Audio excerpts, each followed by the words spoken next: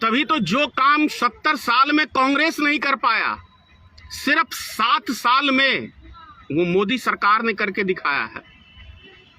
जैसे देखिए, एयरपोर्ट बेचा, रेलवे बेचा, LIC बेची, और क्या कहते हैं, भारत पेट्रोलियम बेचा, LPG बेचा, BSNL बेचा, और अब बारी है देश के जितने बड़े हाईवे हैं उन सब को बेचने की। ये भी जनता को ही तय करना है कि मोदी ने देश का विकास किया है, मोदी देश के लिए जीता है या इस देश के चंद उद्योगपतियों के लिए जीता है। ये फैसला आपको करना है। उद्योग पहले हम सबसे पहले किसके गुलाम थे? मुस्लिम शासकों के। उसके बाद हम गुलाम हुए अंग्रेजों के। अब हम गुलाम हो रहे हैं इस देश में 2-3 उद्योगपतियों के। मेलिंग ब्लैक का पैसा जमा करने वाले व्यक्तियों का फायदा हुआ है, जो स्विस बैंक के अंदर 20,700 करोड़ रुपया एक साल में जमा हुआ है। तो आप समझ लो कि मोदी सरकार किसकी चौकीदारी कर रही है।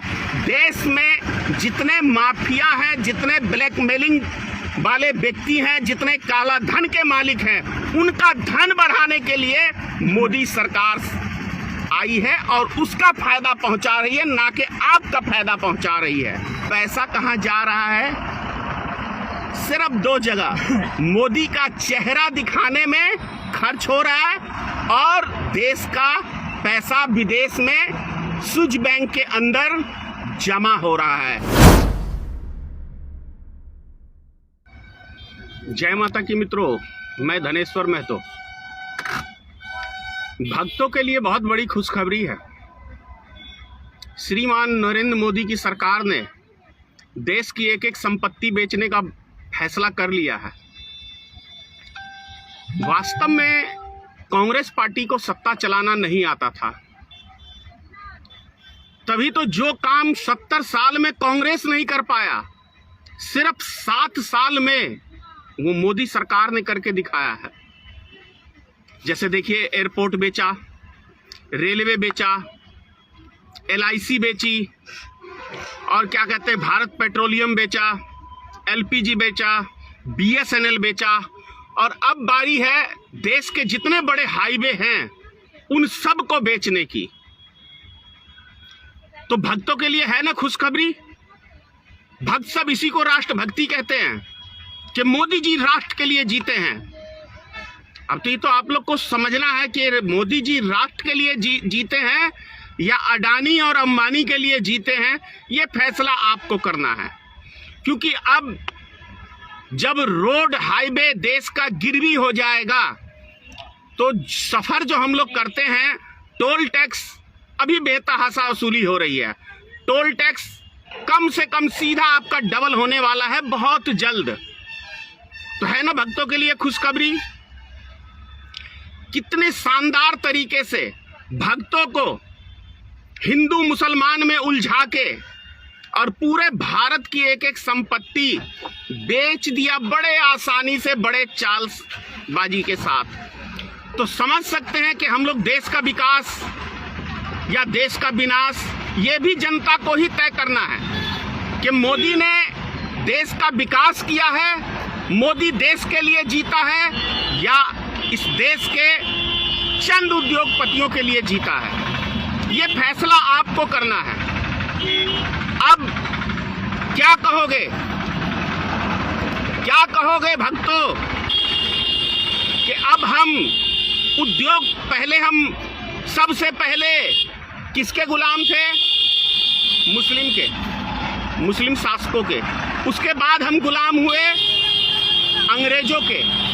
अब हम गुलाम हो रहे हैं इस देश में 2-3 उद्योगपतियों के, क्योंकि पूरे देश का जो भी सरकारी संपत्ति थी जिसके ऊपर हम गौरव महसूस करते थे, वो एक संपत्ति यूं कहें कि कांग्रेस पार्टी ने 70 साल में उनको बनाया। लेकिन कांग्रेस के लोग बेवकूफ थे, ये हिंदू मुसलमान करना नहीं जानते थे और बड़े आसानी से देखिए कितनी चालाकी से देखिए आपको राष्ट्रभक्ति के नाम पे कितना बड़ा मूर्ख बनाया गया है, ये आप स्वयं फैसला कर सकते हैं। मैं नहीं बोलूंगा आज, ये फैसला आपको करना है कि वास्तव में नरेंद्र मोदी की सरकार या भारतीय जनता पार्टी की सरकार इस देश के लिए काम कर रही है या चंद उद्योगपतियों के लिए काम कर रही है। ये फैसला सिर्फ आपको करना है। अब समझ में आना चाहिए आपको कि देश का किसान आंदोलन क्यों कर रहा है। इससे आपको समझ में आनी चाहिए कि जो सरकार सिर्फ 7 सालों में देश का कोई भी संपत्ति ना बैंक संभाल पाए, ना किसी सरकारी कोई कंपनी को संभाल के रख सके, वो देश चलाने की बात करते हैं, वो राष्ट्रभक्ति की बात करते हैं। क्या इसे राष्ट्रभक्ति कहते हैं कि देश की एक एक संपत्ति को हम बेच दें? बेच के उसके बाद क्या देश की जनता बची है बेचने के लिए? भक्तों, उसमें आपकी भी बारी आएगी। ऐसा नहीं है कि आपकी बारी नहीं आएगी। हो सकता है मोदी कहीं आपको भी बेचने का काम चुपचाप ना कर दे। अब वैसे भी इतना वर्ल्ड बैंक से कर्जा ले लिया है भारत सरकार ने, मोदी सरकार ने, कि आप कल्पना भी नहीं कर सकते हैं जितने कर्ज में भारत को डुबो दिया है सिर्फ 7 साल में। ये कहावत थी ना, एक बहुत पुरानी कहावत है, नाचने ना आए तो आंगन टेढ़ा, देश चलाना ना आए तो नेहरू बर्बाद किया, राजीव गांधी बर्बाद किया, इंदिरा गांधी ने बर्बाद किया। तो आज जो नरेंद्र मोदी की टीम पूरे देश की संपत्ति को एक एक करके बेच रही है, वो क्या नरेंद्र मोदी के पिताजी ने बनाया था? वो कांग्रेस पार्टी ने बनाया था, नेहरू ने बनाया था, लाल बहादुर शास्त्री ने बनाया था, इंदिरा गांधी ने बनाया था, और जिसे हम आधुनिक टेक्नोलॉजी का नाम देते हैं ना, कंप्यूटर का, वो राजीव गांधी देश के अंदर लाया था, जिस पे हम लोग आज नाज करते हैं। तो ऐसा कौन सा एक काम सिर्फ कोई मुझे भक्त ये बता दे कि मोदी जी ने ये काम किया और भारत की जनता को इससे ये लाभ हुआ। 2 चीजें आपको मैं गिनवाता हूं। प्रधानमंत्री आवास, जिसका नाम इंदिरा गांधी आवास था, इंदिरा आवास, कांग्रेस की देन। जिस 5 किलो अनाज के ऊपर, सड़े हुए अनाज के ऊपर अब मोदी जी अपना लेबल लगाते हैं, यानी अपने चेहरे को बोरे के ऊपर भी चिपका के 96 रुपए का राशन दे के 150 रुपए का एक झोला छपा के अपना चेहरा चमकाना चाहते हैं। उससे क्या जनता खुश हो रही है? सिर्फ देश का पैसा मोदी सरकार विज्ञापनों पे खर्च करके देश को कंगाल किया है। देश हमारा कंगाल नहीं था। मोदी जी वैक्सीन पे आपकी फोटो, एयरपोर्ट पे आपकी फोटो, रेलवे स्टेशन पे आपकी फोटो, पेट्रोल पंप पे आपकी फोटो, रेलगाड़ी के टिकट पे आपकी फोटो। अब तो ये हाल हो गया है कि राशन के थैली के ऊपर भी आपकी फोटो।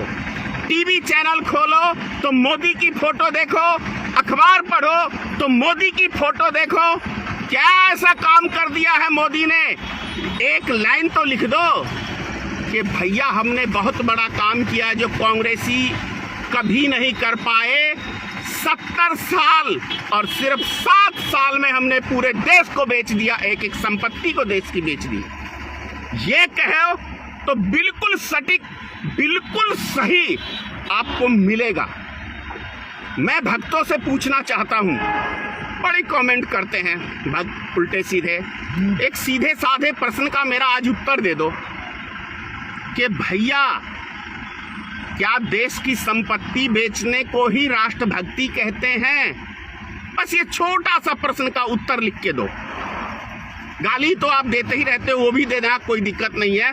लेकिन मैं सिर्फ ये पूछना चाहता हूं, कल जिस रोड के ऊपर आप चलोगे उस रोड के ऊपर लिखा होगा मुकेश अंबानी, और अडानी, क्या खुश हो इससे? किसका फायदा हुआ है मोदी सरकार के आने से? क्या इस देश की एक जनता का फायदा हुआ है? गरीब, मजदूर, किसान, किसी एक व्यक्ति का फायदा बता दो। फायदा यदि हुआ है तो जय शाह का, अमित शाह के बेटे का फायदा हुआ है। फायदा यदि किसी को हुआ है तो मुकेश अंबानी को फायदा हुआ है। फायदा यदि किसी को हुआ है तो भेंगे बाबा रामदेव को फायदा हुआ है। फायदा यदि किसी को हुआ है तो अडानी को फायदा हुआ है। और यदि फायदा हुआ है तो इस देश में ब्लैक का पैसा जमा करने वाले व्यक्तियों का फायदा हुआ है, जो स्विस बैंक के अंदर 20,700 करोड़ रुपया एक साल में जमा हुआ है। तो आप समझ लो कि मोदी सरकार किसकी चौकीदारी कर रही है। देश में जितने माफिया हैं, जितने ब्लैकमेलिंग वाले व्यक्ति हैं, जितने काला धन के मालिक हैं, उनका धन बढ़ाने के लिए मोदी सरकार आई है और उसका फायदा पहुंचा रही है, ना कि आपका फायदा पहुंचा रही है। शायद यदि जितना टैक्स आज के टाइम में हम लोग दे रहे हैं, यदि मैं कहता हूं कि कांग्रेस इतना टैक्स वसूलती, तो मैं दावे से कह सकता हूं कि अमेरिका जैसा देश भी पीछे हमारे हो जाता। लेकिन एक एक लीटर के ऊपर 70-70 रुपए हम लोग टैक्स देते हैं, उसके बाद भी देश कंगाल है। कहां जा रहा है हमारा पैसा, ये सोचो। ये सोचने का विषय है, बहुत गंभीर विषय है कि आखिर हम लोग इतना टैक्स देते हैं। ऐसा कौन सा एक वस्तु का मुझे कोई नाम बता दे जिसके ऊपर हम टैक्स नहीं देते हैं। 28% जीएसटी, दुनिया का सबसे बड़ा टैक्स वाला देश भारत है। इतनी वसूली दुनिया में कोई मुल्क टैक्स की वसूली नहीं करता है जितना अभी वर्तमान में भारतीय जनता पार्टी की सरकार टैक्स वसूली करती है। उसके बाद भी हमारा देश कंगाल है। तो पैसा कहां जा रहा है? सिर्फ 2 जगह मोदी का चेहरा दिखाने में खर्च हो रहा है, और देश का पैसा विदेश में स्विस बैंक के अंदर जमा हो रहा है। ये है सच्चाई देश की। कितने आसान तरीके से हम लोग को गुमराह किया जा रहा है, और देश हमारा बिक चुका है।